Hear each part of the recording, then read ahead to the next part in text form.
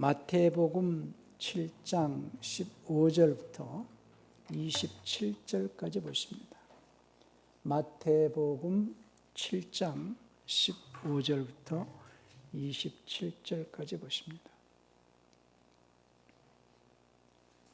거짓 선지자들을 삼가라. 양의 옷을 입고 너에게 나오나 속에는 노략질하는 일이라. 그의 열매로 그들 알지니 가시나무에서 포도를 또는 엉겅퀴에서 무화과를 따겠느냐. 이와 같이 좋은 나무마다 아름다운 열매를 맺고 못된 나무가 나쁜 열매를 맺나니 좋은 나무가 나쁜 열매를 맺을 수 없고 못된 나무가 아름다운 열매를 맺을 수 없느니라. 아름다운 열매를 맺지 아니하는 나무마다 찍혀 불에 던지우느니라. 이러므로 그의 열매로 그들을 알리라. 나더러 주여 주여 하는 자마다 천국에 다 들어갈 것이 아니요 다만 하늘에 계신 내 아버지의 뜻대로 행하는 자라야 들어가리라. 그날에 많은 사람이 나더러 이르되 주여 주여 우리가 주의 이름으로 선지자 노릇하며 주의 이름으로 귀신을 쫓아내며 주의 이름으로 많은 권능을 행치 아니하였나이까 하리니 그때에 내가 저에게 밝히 말하되 내가 너희를 도무지 알지 못하니 불법을 행하는 자들아 내게서 떠나가라 하리라. 그러므로 누구든지 나 이 말을 듣고 행하는 자는 그 집을 반석 위에 지은 지혜로운 사람 같으리니 비가 내리고 창수가 나고 바람이 불어 그 집에 부딪히되 무너지지 아니하나니 이는 주철을 반석 위에 놓은 연고요. 나 이 말을 듣고 행치 아니하는 자는 그 집을 모래 위에 지은 어리석은 사람 같으리니 비가 내리고 창수가 나고 바람이 불어 그 집에 부딪힘에 무너져 그 무너짐이 심하니라. 아멘. 오늘 설교 제목은 말씀의 틀을 붙잡고 반석 위에 집을 짓자라는 제목으로 말씀을 전합니다. 말씀의 틀을 붙잡고 반석 위에 집을 짓자. 하나님은 거룩하신 분이십니다. 거룩하신 하나님께서 예수님을 세상에 보내신 것은 이전에 있던 세상에서 하나님을 대적한 타락한 천사, 곧 마귀, 그걸 갖다가 우리는 루시퍼라고 합니다. 그 루시퍼 마귀를 심판하시고 영원히 흔들리지 않는 하나님의 거룩한 왕국을 건설하시려고 예수님을 보내셨어요. 많은 그리스도인들이 예수님을 세상에 보내신 것은 인간을 구원하실 목적으로 보내셨다라고 생각을 하고 예수님이 십자가에서 죽으신 것을 그저 믿기만 하면은 천국에 간다라는 개념으로 신앙생활을 하는 분들이 많은데요. 예수님을 믿기만 하면은 영생에 들어간다라고 믿는 자들은 제 설교가 좀 안 맞을 수 있어요. 그러나 성경은 분명하게 말씀드리기를 오늘도 주님께서 모래 위에 집을 짓고 반석 위에 집을 짓는 자 표현을 하시고 그 전에는 나더러 주여 주여 하는 자마다 다 천국에 들어갈 것이 아니요 내 아버지 뜻대로 행하는 자라에 들어간다라고 말씀하시고 그 전에 15절 이전에 11절서부터 보면은 13절서부터 보면은 좁은 문으로 들어가라. 멸망으로 인도하는 문은 크고 그 길이 넓어 그리로 들어가는 자가 많고 생명으로 인도하는 문은 좁고 길이 협착하여 찾아내는 사람이 적다는 거예요. 찾는 이가 적는 게 아니라 그 문이 좁아가지고 그 좁아진 그 문을 찾아내는 자가 없다는 거죠. 많은 그리스도인들이 편안하게 신앙생활하고 넓은 길로 가면서 자기는 구원을 받았다라고 착각을 하면서 신앙생활을 합니다.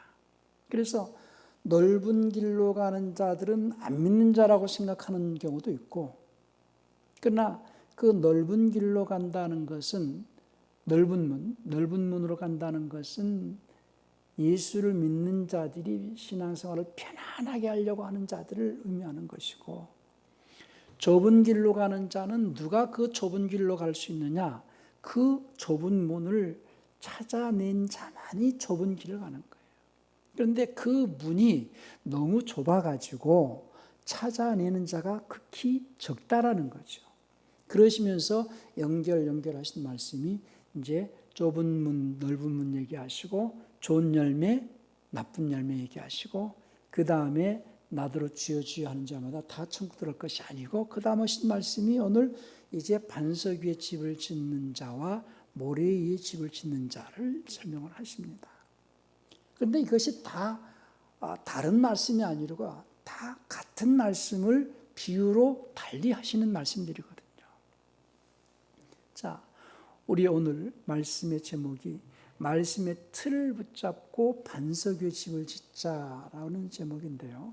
전체적인 성경 전체적인 그 하나님의 계획의 틀을 우리가 이해를 할 수 있어야 됩니다. 우리가 보통 성경을 읽을 때에 중간에서 읽고 또는 어떤 이 구절만 외에는 어떤 식의 신앙생활은 전체의 틀을 잡기가 어려워요.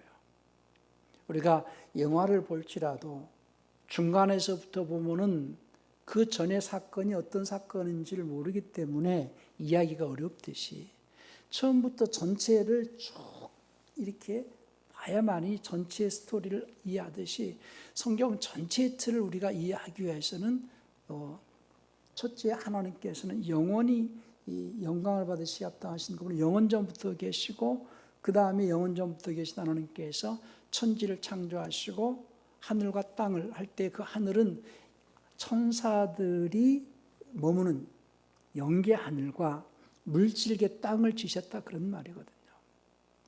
그래서 그 영계와 물질계, 그래서 영어편으로는 heaven이라 되어 있어요. 하늘은 3층 천으로 되어 있는데 스카이가 있고 대기권 안에 하늘과 그리고 우주 하늘 갖다 우리는 보통 이제 그 공간을 갖다가 성경은 말하는데 스페이스 그리고 우주 벽에 넘어 하늘을 이제 heaven 그래서 복수로 씁니다. 3층 천. 그래서 영계 하늘과 물질계 하늘을 하늘과 땅 그러니까 영계와 물질계를 하늘과 땅 이렇게 창세기 1장 1절에서 표현을 했어요. 그래서 그 이전의 세상이라는 것은 그 영계 하늘과 물질계를 통틀어서 하나님께서 천사들을 통하여서 통치했던 그런 시대가 있었다는 거죠. 그때의 세상을 이전에 있던 세상 이렇게 표현합니다. 근데 그때의 세상은 하나님께서 천사를 통하여서 통치했다. 그런데 천사 중에 한 그룹이 이 하나님을 대적하고 나온 그룹이 이제 루시엘의 그룹이 하나님을 대적하고 나왔다는 거죠. 그래서 하나님과 겨루어 내가 북극 보좌에서 내가 하나님과 같이 높은 위치에 있겠다라는 어떤 그런 교만함 때문에 하나님께서 그를 땅으로 내려 쫓으셨다라는 거예요. 그가 이제 루시엘이었는데 루시퍼가 되고 곧 이제 우리가 말하는 마귀죠. 한번 볼까요? 이사야서 14장 14절에 보면은 내가 구름들의 높은 곳들 위로 올라가서 지극히 높으신 분 같이 되리라. 이렇게 해서 이제 하나님의 보좌를 이제 넘봤다는 거죠. 그를 갖다가 우리는 이제 개역성경에서는 루시퍼라는 말이 없지만은 개역성경에서는 계명성으로 이렇게 해놨어요. 14장 12절입니다. 이사야서 14장 12절. 주보에는 그 밑에 있죠. 오 아침의 아들 루시퍼야 내가 어찌 하늘에서 떨어졌느냐 민족들을 연약하게 했던 내가 이제 땅으로 끊어져 내렸느냐. 그러니까 하늘에서 땅으로 내려 쫓겼다라는 것은 물질계로 내려 쫓겼다라는 거예요. 그리고 그 물질계를 물로 멸망을 시켰다. 그것이 이제 베드로후서 3장 6절인데요. 보통 사람들은 노아의 방주라고 생각을 해요. 그런데 노아의 방주가 아니고 베드로 후 3장 이로 말미암아 그때 세상 물에 넘침으로 멸망하였으되 이렇게 되어 있는데, 세상이라는 것은 지구만 세상이라고 하지 않고 삼라만상 우주까지를 세상이라고 합니다. 그래서 이 물질계를 물로 멸망을 시키시고 그 물질계를 이제 흔들어 버렸죠. 땅을 한번 흔들었다는 거예요.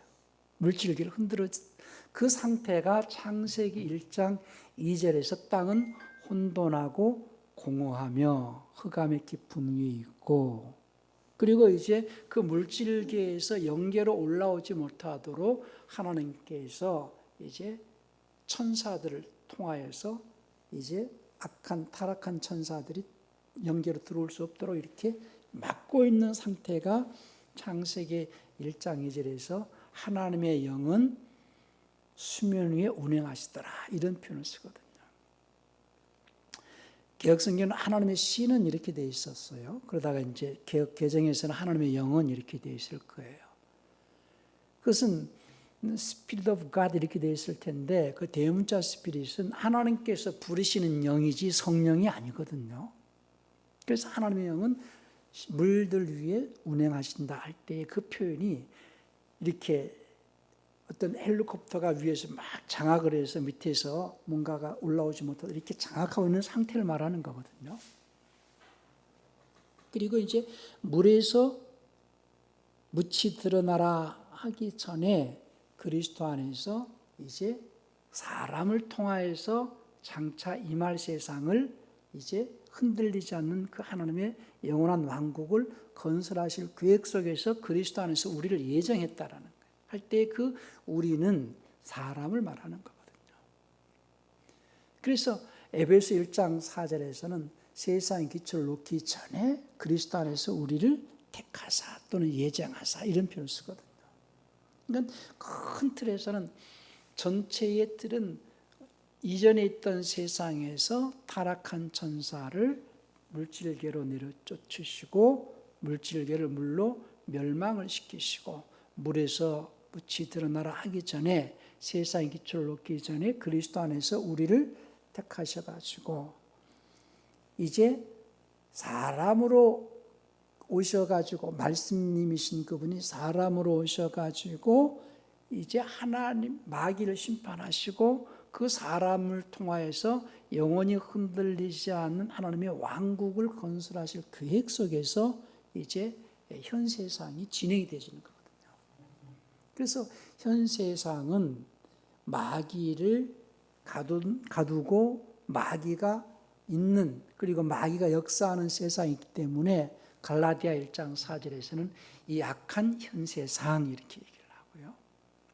그리고 이제 장차 임할 세상은 현 세상이 이제 불로 완전히 없어지고 난 다음에 영원히 흔들리지 않는 그 영원한 하나님의 왕국을 장차 임할 세상 이렇게 표현을 합니다. 그래서 성경은 큰 틀에서 이전 세상과 악한 현 세상과 장차 임할 세상 이렇게 나눠서 이제 그 설명을 하고 있거든요. 우리 히브리서 2장 5절을 한번 볼까요?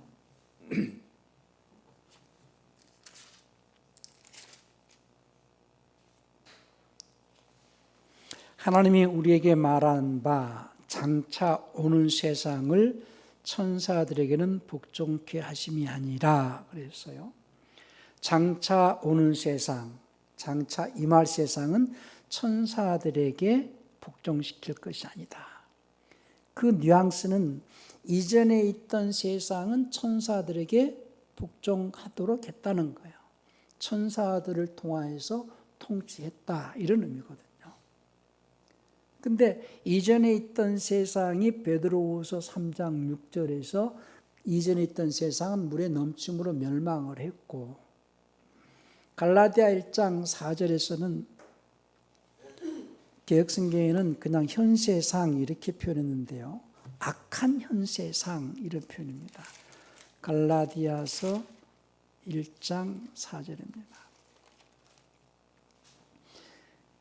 그리스도께서 하나님 곧 우리 아버지의 뜻을 따라 이 악한 현 세상에서 우리를 건지시려고 우리 죄를 위하여 자기 몸을 들이셨으니, 악한 현 세상. 그러니까 이전에 있던 세상, 악한 현 세상, 장차 임할 세상, 이렇게 나눠져 있죠. 그러니까 그리스도 안에서 이 현 세상을 이제 이 현 세상의 기초를 놓기 전에 우리를 예정했다라는 것이 에베소서 1장 4절입니다.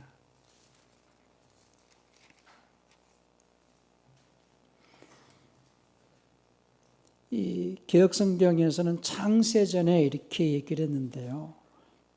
영어편으로는 Before the foundation of the world 이렇게 되어 있거든요. 그러니까 이 세상의 기초를 놓기 전에 우리를, 그리스도 안에서 우리를 택하사 우리로 사랑 안에서 그 앞에 거룩하고 흠이 없게 하시려고 그 기쁘신 뜻대로 우리를 예정하사 예수 그리스도로 말미암아 자기 아들들이 되게 하셨으니 그랬어요. 그러니까 우리를 예정했다라는 것은 아담을 예정했다라는 거예요. 아담. 그래서 창세기 1장 26절에서 우리가 우리 형상과 우리의 모양을 따라 아담을 만들자, 사람을 만들자, 이 얘기거든요. 많은 사람들이 아담이라고 하니까 아담은 남자고 이브는 여자고 이렇게 오해들을 하는데요. 아담이라는 뜻은 그냥 사람이라는 뜻이에요. 사람. 그러니까 창세기 1장 26절에서 우리가 우리 형상을 따라 사람을 만들자 할 때는 아담을 만들자 이렇게 얘기를 하는 거거든요. 창세기 5장 2절에서 개역성경은 조금 표현을 어떻게, 이제 저는 개정을 한번 개역성경을 보는데요. 창세기 5장 2절을 한번 볼까요? 남자와 여자를 창조하셨고 그들이 창조되던 날에 하나님이 그들에게 복을 주시고 그들의 이름을 사람이라 일컬으셨더라 할 때 그 사람은 아담이거든요. 그냥 영어 표현도 아담이에요. 그냥 아담. 사람이라는 것은 아담을 사람이라 한다. 그래서 하나님께서 천사가 아닌 우리라는 것은 누구냐? 사람을 얘기하는 거예요. 이것을 잘못 해석하는 바람에 예정론자들이 있어요. 그래서 택한 자가 있고 불택정자가 있어가지고 예수를 안 믿는 자는 언젠가는 하나님께서 반드시 구원하실 것이고 택함 받지 못한 자들은 지금 예수를 열심히 믿고 있어도 불택정자이기 때문에 지옥 간다. 이런 어떤 그 엉터리 같은 그 예정론을 설명을 하는 경우도 있는데, 거기서 예정했다라는 것은 그리스도 안에서 우리를 택했다라는 것은 사람을 택했다는 거예요. 천사가 아닌 사람, 아담. 그러니까 이전에 있던 세상은 천사를 통하여서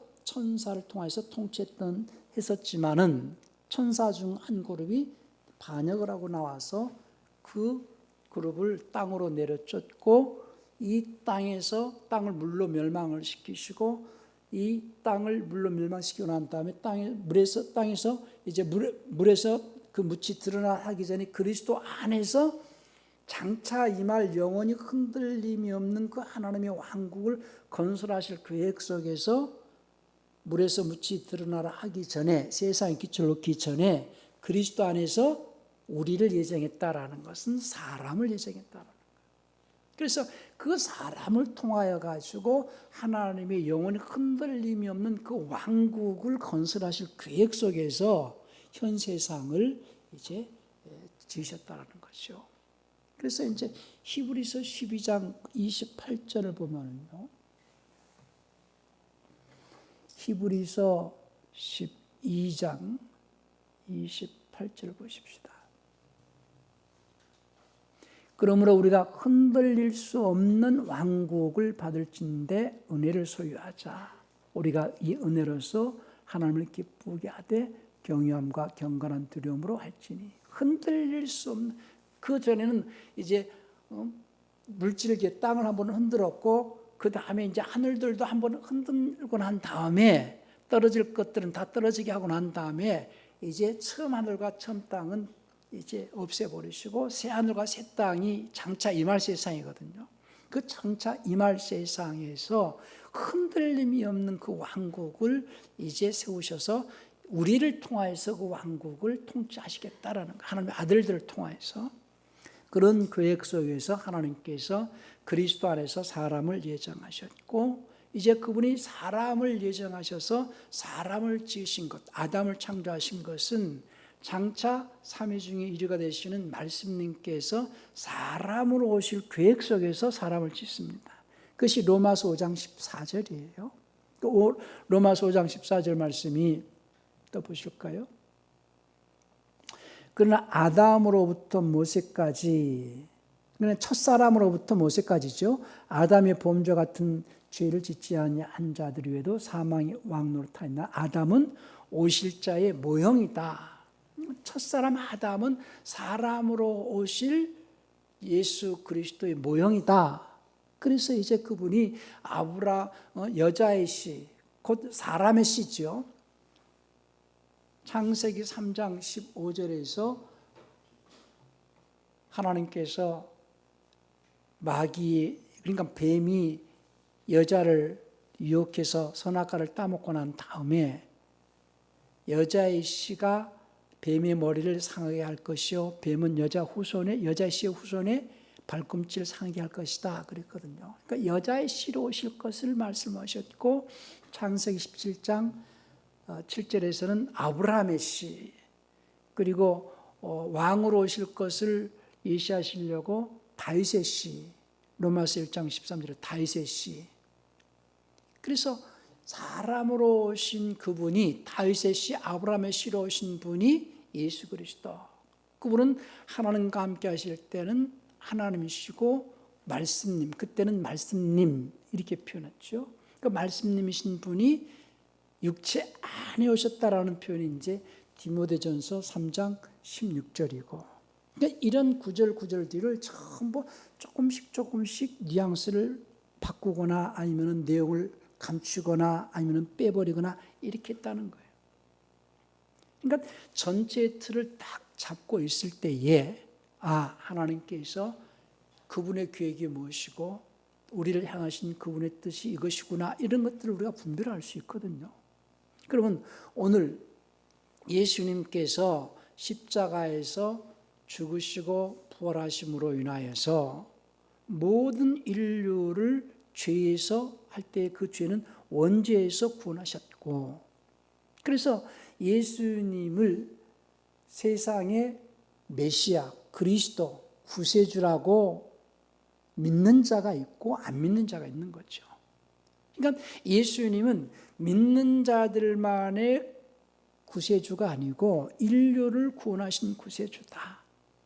그 사실을 믿는 자들은 그 다음에 예수님께서 가신 그 길로 오라. 다른 말로는 예수님께서 십자가에 죽으시고 부활하신 것은 첫째는 모든 인류를 죄에서 구원하시고, 그리고 하늘에서 하나님을 대적한 그 타락한 천사를 심판하시고, 정죄하셨죠.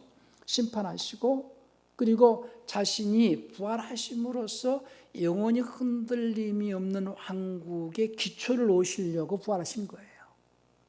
예수님의 부활은 하나님의 성전을 짓기 위하여서 자신이 기초가 되시려고 부활하셨다 그 말이에요.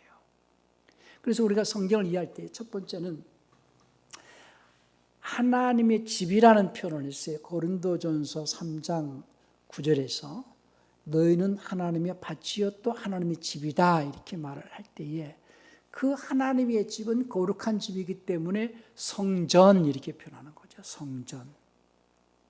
그 성전을 다른 표현으로는 하나님의 왕국 이렇게 표현하고, 그래서 하나님의 성전, 곧 예수님의 몸, 예수님의 몸을 다른 말로 교회, 그러니까 같은 개념이에요. 하나님의 집, 하나님의 성전, 그리고 예수님의 몸, 교회, 그리고 하나님의 왕국. 그러니까 대승적으로 크게는 하나님의 왕국이요. 그 하나님의 왕국이 현 세상에서 건설되어지는 것이 교회요. 교회라는 것은 건물을 말하는 것이 아니고 건물은 교회당이요. 그 교회를 다른 말로는 예수님의 몸이요. 그 예수님의 몸을 이루고 있는 그 지체질이 하나님의 말씀의 틀, 곧 하나님의 성전의 설계도 도면에 따라서 설계의 도에 근거해서 자기 자신이 하나님의 집, 곧 성전으로 지어져 가는 생활이 신앙생활이거든요. 그러니까 예수님께서 십자가에서 죽으시고 부활하셔서 성전의 터가 되셨다는 거예요. 구약에는 하나님께서 모세를 통하여서 성막을 짓도록 했어요. 그들이 광야 생활하면서 자꾸 이동해야 되니까 이동식으로 조립식으로 해서 성막을 지었는데 다윗이 예루살렘에 자기 다윗성을 지으면서 주변을 평정을 하고 하나님의 성전을 짓고 싶었지만은 하나님께서 다윗이 피를 많이 흘렸다는 것 때문에 허락하지 아니하시고 솔로몬을 통해서 성전을 짓게 하시죠. 그 솔로몬의 성전이 이제 바벨론으로 포로 잡혀가면서 이제 무너졌어요. 그리고 재건을 했지만은 너무 허술하니까 에레미야나 또 에스라 때에 그 재건된 성전이 너무 허술하니까 헤롯이, 이두메 사람인 헤롯이 유대의 왕 노릇을 하려니까 유대인들의 환심을 살려고 그 허술한 그 성전을 46년을 걸쳐가지고 이제 리모델링을 계속 해주는 거예요. 이게 그냥 금방 해주는 게 아니라 자기가 통치하는 그 기간을 계속해서 유대인들에게 환심을 사기 위해서 46년 동안에 걸쳐서 그 성전을 이제 잘 리모델링을 해주죠. 그런데 예수님께서 오셔가지고 이 성전을 헐라 내가 사흘에 일으키리라 하시면서 자신이 부활하신 몸을 성전 이렇게 표현했다는 거죠. 그런데 개혁성경이나 개혁개정에서는 부활하신 육체 이렇게 해가지고 또 부활에 대한 어떤 개념을 조금 이해하지 못하도록 막으려는 의도가 있어요. 우리 요한복음 그 2장 그 19절부터 21절까지 한번 볼까요?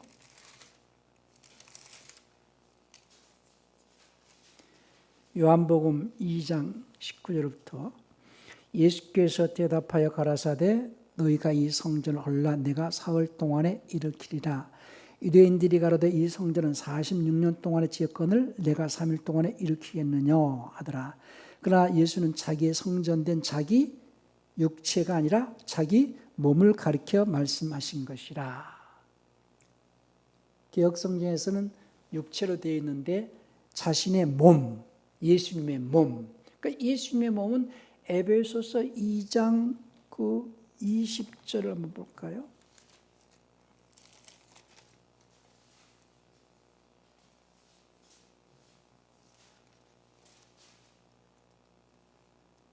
에베소 1장 23절을 보고 2장 봅시다.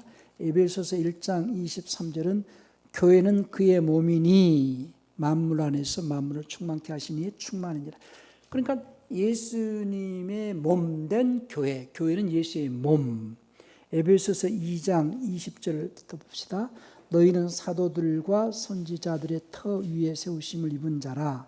그리스도 예수께서 친히 모퉁이 돌이 되셨느니라. 그의 안에서 건물마다 서로 연결하여 주 안에서 성전이 되어가고 너희도 성령 안에서 하나님의 거하실 처소가 되기 위하여 예수 안에서 함께 지어져 가느니라 그랬어요. 그러니까 예수님이 부활하신 몸은 다른 말로는 교회. 근데 예수님이 부활하신 것은 성전의 기초가 되시기 위하여서 그분이 부활하신 거거든요. 그래서 주님께서 베드로가 마태복음 16장 16절부터 한번 볼까요? 베드로가 고백하기를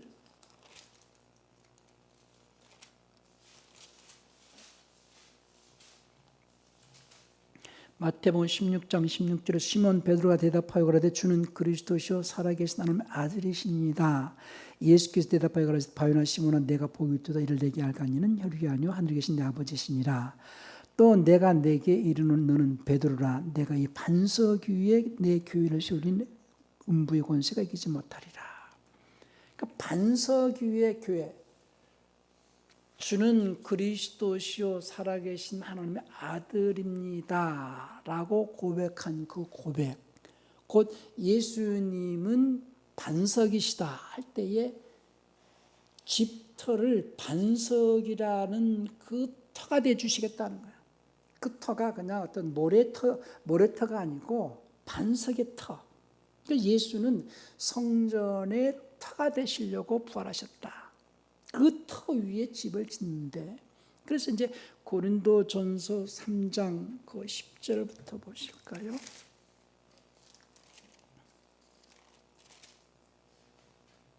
(3장 10절) 내게 주신 하나님의 은혜를 따라 내가 지혜로운 건축자와 같이 터를 닦아두매 다른 이가 그에서 오나 그러나 각각 어떻게 그에서 오기를 조심할지니라. 이 닦아둔 것 외에 능히 다른 터를 닦아둘 자가 없으니 이 터는 곧 예수 그리스도시다. 그러니까 예수님이 어떤 분인가를 쭉 이제 이 바울이 설명을 했죠. 예수님은 하나님과 함께 하실 때는 하나님이시고 그분께서 아브라함의 씨를 입고 오신 분이시고 그분이 과거에 우리가 기다리던 메시아고 그분은 하나님의 아들이고 쭉 설명을 했다 이거예요. 그것이 우리가 닦아둔 터 이렇게 말을 하는 거거든요. 10절에 내게 주신 하나님의 은혜를 따라 내가 지혜로운 건축자와 같이 터를 닦아두매.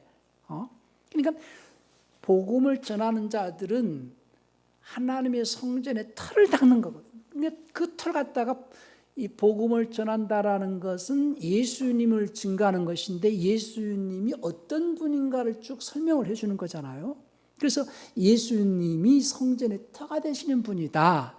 예수님은 그리스도시고 예수님은 하나님의 아들이시고 예수님은 하나님과 함께 하실 때 하나님이시고 그분이 사람을 주시고 그 사람 속에서 여자의 우선으로 또 여자의 씨로 아브라함의 씨로 다윗의 씨로 오신 그분이고 그분이 우리가 기다렸던 메시아고 쭉 그분에 대해서 설명을 해서 그분을 하나님의 아들이시고 그분은 그리스도시라고 고백을 하게 하는 그 복음을 증거하는 그들은 터를 믿게 하는 거거든요.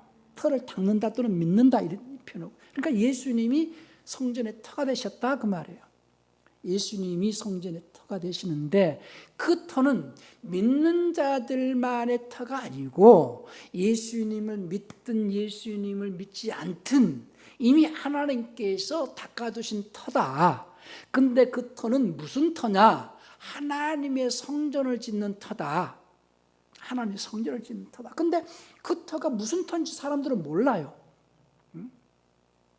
우리가 집을 지을 때도 이 터가 집을 지을 수 있는 터인지 아니면은 이 터가 일반 아파트의 터인지 상업지역의 터인지 아니면 그냥 이 나대진지 아니면 농사만을 지어야 되는지 터가 어떤 터인지 모르잖아요. 근데 지금 예수님은 무슨 터를 닦아 놓으셨느냐? 하나님의 성전을 짓는 터를 닦아 놓으신 건데 사람들은 그 터가 무슨 터인지 모르니까 이 터는 하나님의 성전을 짓는 터입니다라고 알려주는 것이 복음을 전하는 것이고, 그러면 그 터가 하나님의 성전을 지을 수 있는 터라는 것을 안다면은 그 다음에는 집을 지어야 되는데 집을 짓는 자들이 틀을 잡아야 된다는 거죠. 틀을. 그러니까 자기 마음대로 자기가 생각한 구상을 가지고 짓는 것이 아니라 하나님께서 제시하시는 그 설계도 도면에 따라서 틀을 잡아가지고 집을 지으라는 것이 오늘 반석 위에 집을 짓는 거다 그 말이거든요. 모래에 집을 짓는다는 것은 쉽게 자기 힘으로 짓는다는 거예요. 그러니까 반석 위에 집을 짓기 위해서 틀을 잡아야 되는데 그 틀을 성경에서는 교리의 틀 또는 말씀의 틀 이렇게 말한다는 거예요. 보통 집터가 있고 그 다음에 설계도 도면에 근거해서 이제 건축 허가를 받고 건축 허가를 받고 난 다음에 이제 목수가 틀을 잡고 그 틀을 잡은 다음에 이제 그 레미콘이 와서 세면을 이렇게 붓고 이게 순서죠. 그러니까 터가 닫혀져 있고 이미 건축 허가는 났어요. 하나님께서 집을 지으라고 허가가 났어요. 그 다음에 집을 지으라고 허가가 났다면 그 다음에 틀을 잡는 것이 중요하다는 거예요. 그리스도인들은 그 틀이 무슨 틀이냐? 그것이 그리스도의 교리의 틀이다 그 말이죠. 로마서 6장 17절 한번 볼까요? 로마서 6장 17절이 그러나 하나님께 감사하리로다 너희가 죄의 종이었으나 너희에게 전달된 교리의 그 틀에 마음으로부터 순종하고, 그러니까 마음으로부터 순종하고 하는 것은 헌신이거든요. 세면을 부어 넣는다는 거예요. 마음으로부터 순종하고 마음으로부터 시작돼가지고 자기 인생이 제물되어지는 거죠. 근데 중요한 것은 그 틀에 순종하라는 거예요. 그것을 디모데후서 1장 13절에서는 그래서 예수 안에 있는 믿음과 사랑 안에서 내가 내게 들은 건전한 말씀의 틀을 굳게 붙잡고 이런 말하는 거예요.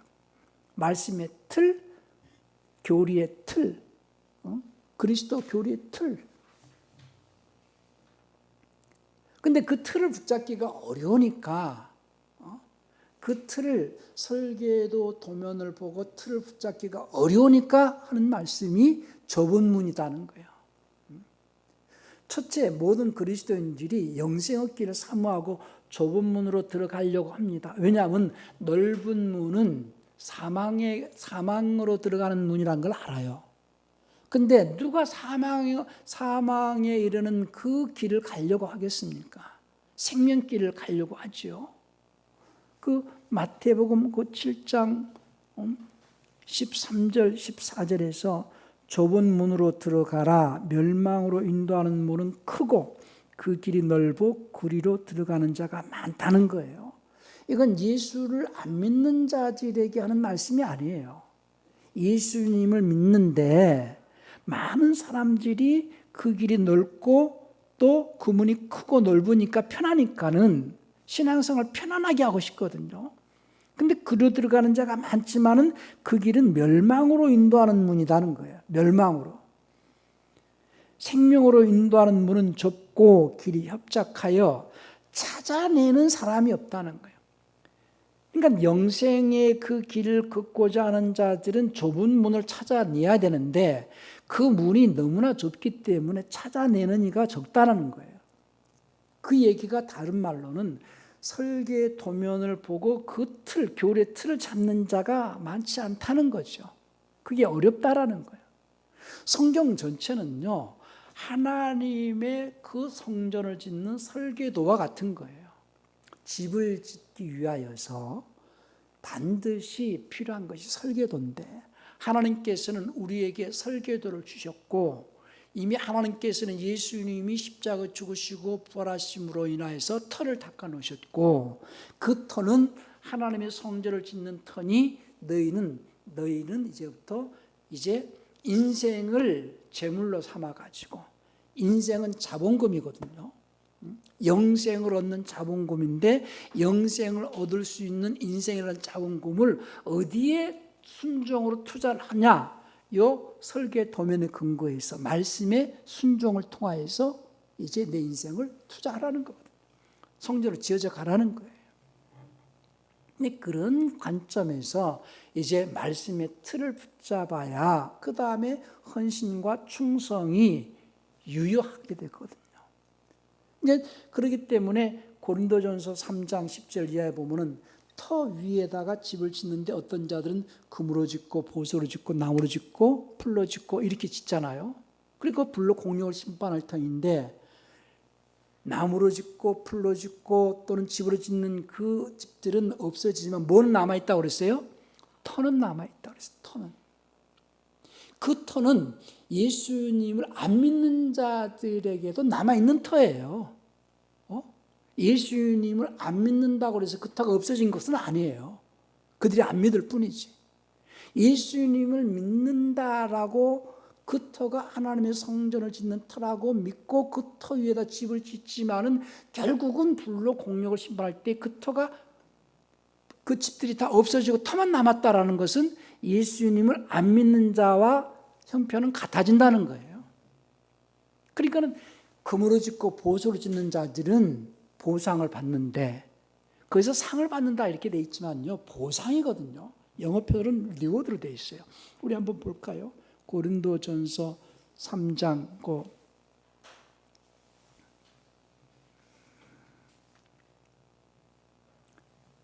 11절부터 봅시다. 이 닦아둔 것 외에 능히 다른 터를 닦아둘 자가 없으니 이 터는 곧 예수 그리스도라. 만일 누구든지 금이나 은이나 보석이나 나무나 풀이나 집으로 이 터 위에 세우면 각각 공력이 나타날 텐데 그날이 공력을 밝히리니 이는 불로 나타내고 그 불이 각 사람의 공력이 어떠한 것을 시험할 것입니다. 만일 누구든지 그 위에 세운 공력 그대로 있으면 상을 받고 14절에 그랬는데 상이 아니라 보상이거든요. 영어 표현은 리워드예요. 보상을 받고 누구든지 공력이 불타면 해를 받으리니 그러나 자기는 그 원을 얻되 불 가운데 얻은 것 같으니라. 오늘 어때 하니까 이 구원은요, 예수를 안 믿는 자들도 받은 구원을 말하는 거예요. 예수를 안 믿는 자들, 예수를 안 믿는 자들을 위해서도 예수님이 십자가에 죽으셨잖아요. 그러니까 모든 인류의 구원주가 되셨어요. 그들이 예수님을 구원주로 안 믿을 뿐이지, 그들이 그 구원은 원죄에서 말하는 구원이에요. 그 원죄에서 구원받은 자들은 이제부터 예수님이 닦아놓으신 그 터 위에 집을 짓고 보상을 받아서 영생의 보상을 받으라는 거예요. 영생의. 그러니까 고린도전서입니다. 지금 이 얘기가 계속 연결되어져 가지고 15장에서는 이제 부활을 얘기합니다. 그래서 그리스도인들에게 부활이 없다면 가장 불쌍한 자다라고 15장 19절에서 말씀하시고, 이제 42절부터는 죽은 자의 부활을 쭉 설명하면서 44절에서 육의 몸으로 심고 영의 몸으로 산다.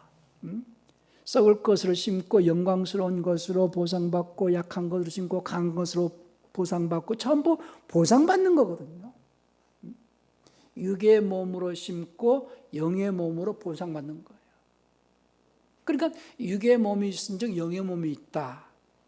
그러니까 인생은 육의 몸 안에서 사는 삶을 인생이라고 하고, 영생은 영의 몸을 입고 사는 것이 영생인데, 인생을 심어가지고 영생으로 보상받으려고 하는 생활이 신앙생활이다. 인생을 심어서 영생으로 보상받는데 인생을 어디에 심어야 되느냐? 그 말씀의 틀에 심으라.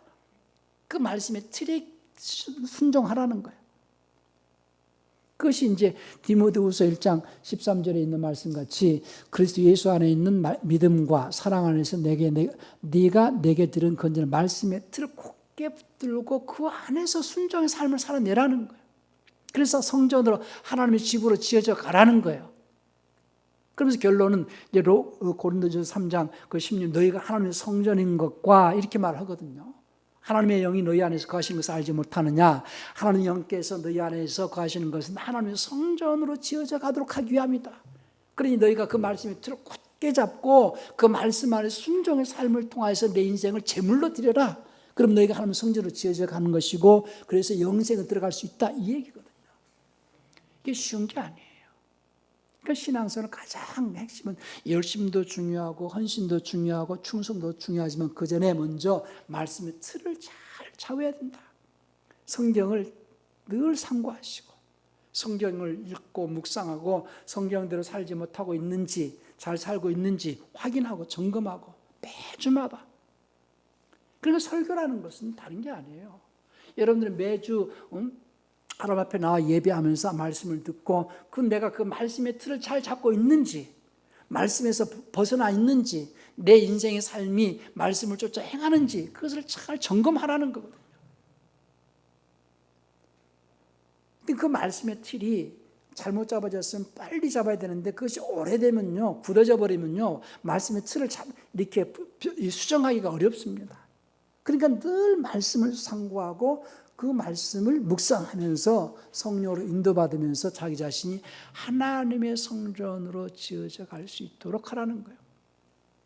그래서 그 말씀 위에 굳게 서서 말씀 위에 굳게 서고 믿음 위에 굳게 서서 말씀의 틀을 잘 붙잡고 자기 인생을 살아내는 것이 하나님의 집으로 반석 위에 집을 짓는 것처럼 그렇게 지어져 가야 된다는 거예요.